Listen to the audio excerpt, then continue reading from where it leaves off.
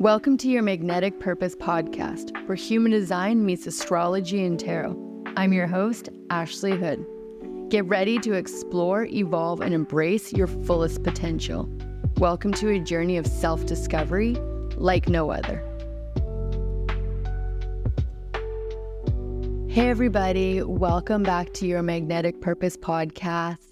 Today, I wanted to dive in something that I find really exciting, which is the open ego center. My entire career lifespan, I've always been in a field that is beauty, arts, and leadership. And now knowing that I have an open ego center has been a really great relief to me when I'm starting to get in those feelings of self-doubt, unworthiness, or I feel like I have to compete in some way. So if this sounds familiar to you, you might also have an open ego center. But let's talk about what the ego center is. So it is a little tiny triangle that is located just above your solar plexus. And this is the center that is all about your determination, your drive, ambition, willpower. And it's all about using competition in a healthy way if you have it defined. And if you do have it defined, congratulations. You are in the 34% of the population that does have it defined, and you probably have constant access to confidence, ambition, drive. You probably are also a very confident, well-spoken person. If you don't feel that way about yourself, I'm sure that others notice it in you because it would be energy that is fixed within you if you have this center defined. You probably take on tasks with a gusto, and you have no problem tackling really hard, challenging problems. But you want to make sure that you are not solely relying on your achievements to get your self-worth, because that is where burnout can come from. Now, if you have it undefined, this is where it can get a little bit more tricky. So having an undefined ego center, you are like a sponge. You are here to absorb the energy of the defined egos and mirror it and reflect it back to them.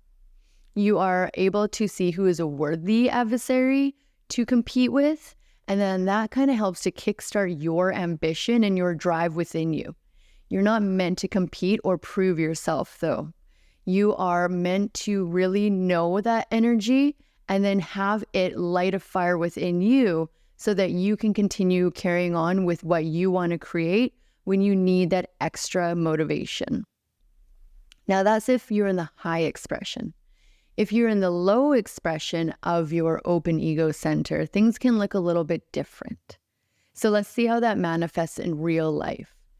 Having it open and knowing that these energies that want to come at you are not always pleasant or comfortable, but that's okay, because when you start to feel these things and start to get triggered, that is how you know that your open center is screaming at you and trying to tell you something. So the way that this can manifest in real life is you get caught up in the comparison game. If you find yourself comparing yourself to others or feeling like your ideas are not good enough, that's how you know that you are being triggered and you are in your not self.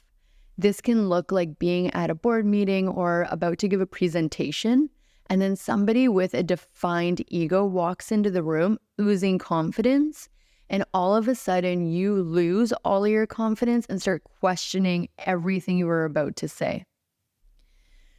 This can also manifest in not having strong boundaries. When you have the center open, you want to make sure that you are really harnessing your own energy and not feeling that constant pressure that someone with it defined can put on you.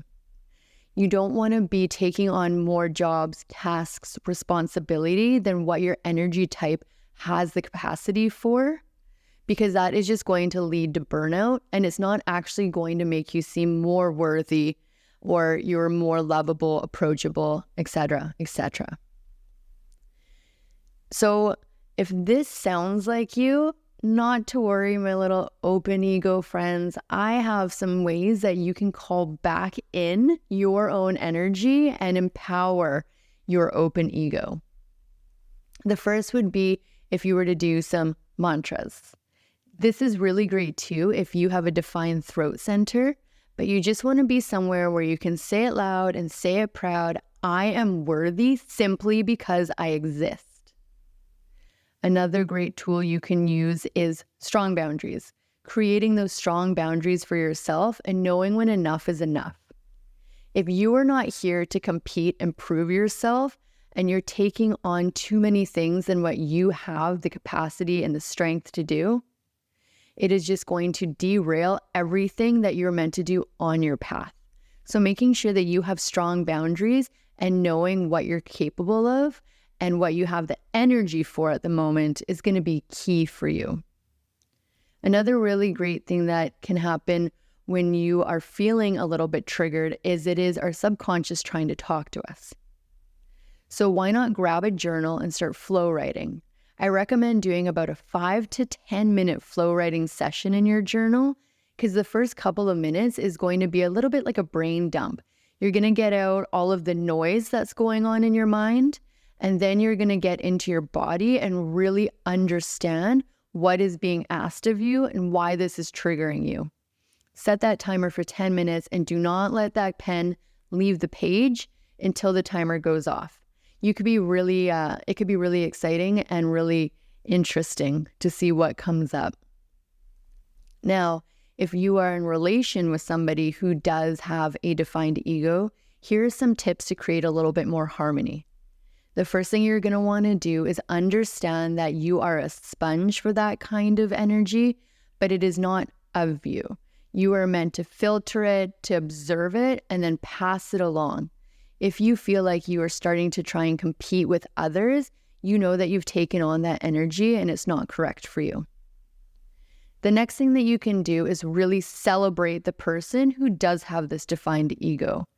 It is completely correct for their path and their energy to be competitive and to be willful. That is what they're here to do. So instead of feeling intimidated or insecure around them, maybe start celebrating those strengths that they do have and seeing how you can sample a little bit of that energy for yourself the next time that you feel you need a little bit of motivation or a kickstart. There's a few different rituals that you can do as well when you're trying to dispel some of this heavy energy. The first is a candle ceremony. So you'll want to write down all of the self-doubt feelings that you're having, the triggers that are coming up onto a piece of paper. Light a candle and then burn that piece of paper, but make sure that you have a pot of water or you're by a sink so that you can douse that soon. And as it burns, think of this releasing and cleansing all of those negative emotions out of you. Once you're done, blow out the candle and say, "And then I receive." This will start to bring in new intentions for you and it will clear out the things that you don't want. Next, a tarot spread. Just a simple 3-card tarot spread can give you a lot of guidance from maybe your higher self or your best self to understand why these triggers are coming up for you when you can't quite put your finger on it. So the first card can be, what is this energy trying to tell me? Next card, how can I reclaim my power? Final card, how does my true self-worth look? Once you're done with that, you can also do your speed journaling with that for 10 minutes and just really try and see what comes up with your automatic writing. For me, when I'm feeling those feelings of insecurity, self-doubt, unworthiness, I find it's best for me to move my body. I'm a generator, so the more that I can move that energy through my sacral, the better that I start to feel. A favorite practice is Kundalini. If you've ever done Kundalini, you'll understand this, but you might come into the session super triggered and kind of pissed off about something. And then through that practice, and when you're moving your energy, you're now going to be really pissed off at all the repetitions that you have to do in Kundalini. So it's a really wonderful way to be able to move that energy through you in a really fast, fun, creative way. I always say that Kundalini is kind of like a little bit like witchcraft. There's a lot going on in there and a lot of things move through you, and there's a lot of really vigorous movements.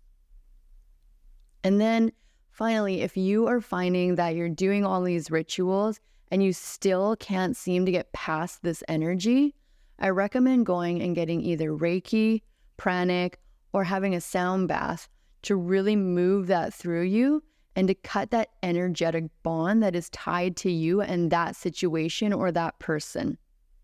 Trust me, your relationships, your friendships, your co-workerships, all of that will really thank you for this. But the thing that you also need to keep in mind, just like no two types are the same, no two open ego centers are the same.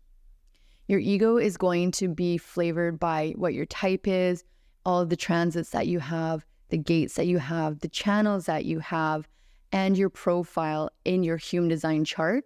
So that's why it's so important to book a live one-on-one reading or to download your PDF off of yourmagneticpurpose.com so you can start to understand the centers that are defined within your undefined ego center, those gates that are defined in there, to really understand how those also add a special layer.